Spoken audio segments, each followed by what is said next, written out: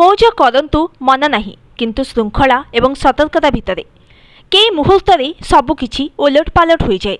खुशी सबु दुख आउ संतापरे रूपांतरित हुए।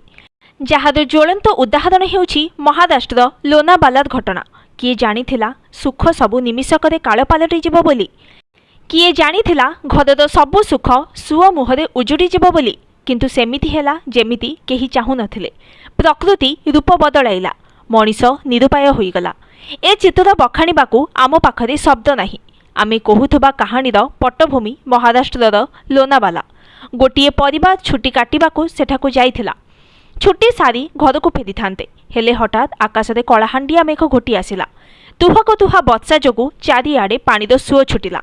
प्रखर स्रोतरे लोनावाला झरणा निकटकू बुलिबाकू जाइथिबा परिवारर 5 जन सदस्य भासीगले।